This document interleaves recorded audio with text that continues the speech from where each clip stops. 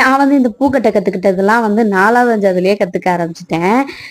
இந்த ஆடாதோட இலை இருக்கு இல்லையா, அந்த இலைய வச்சுதான் பூக்கட்ட கத்துக்கிட்டேன். இந்த மதுரை பக்கத்துல இருந்து ஸ்பெஷலா வந்துச்சுன்னா கோதுனிக்கு தான் வரும். நேத்து இது கோதோட தான் இருந்துச்சு. ஆனா கோதுனிக்கு தான் அம்மா கட்டித்தர சொல்லியிருந்தாங்க. நம்ம ஊர் பக்கம்லாம் மாயத்து பக்கம்லாம் நெருக்கமா தான் பூ கட்டுவாங்க. எட்டி எட்டிலாம் கட்டினது கிடையாது. ஒரு நேரத்துல பூ வச்சுக்க பிடிச்சிருந்துச்சு. இப்பெல்லாம் பூ வச்சுக்க எங்க பிடிக்குது? பொழுதேனைக்கும் கொண்டையும் கையுமா நிக்கிறோம். இதுல எங்க தலையே சீவினா தானே இந்த பூ எடுத்து வைக்கிறதுக்கு. எனக்கு வாசனை அரும்புல மல்லிகை சந்தனமல்லியும் ரொம்ப பிடிக்கும். அதை வச்சுக்கிறதுக்கு தான் ஆசைப்படுவேன்.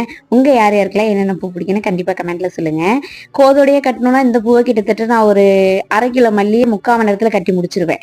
கோதை நீக்கிட்டு கட்டுறதுனால கொஞ்சம் லேட் ஆயிடுச்சு. அந்த வேலையை முடிச்சுட்டு நைட்டு டின்னருக்கு நேத்து சிக்கன் குழம்பு மதியம் வச்சிருந்தேன். அது மீதி இருந்துச்சு. சரின்னு இட்லி ஏதாவது ஊத்திருந்தேன். இப்போ 1 வீக்கா இட்லி தோசை எதுவுமே சாப்பிடுறது கிடையாது. மாவு பொருள் சேர்த்துக்கிறதே இல்லை. இந்த இட்லிக்கு கறி குழம்புக்கும் ஆசைப்பட்டது என்ன நேற்று இட்லியை சாப்பிட்ற மாதிரி ஆயிடுச்சு.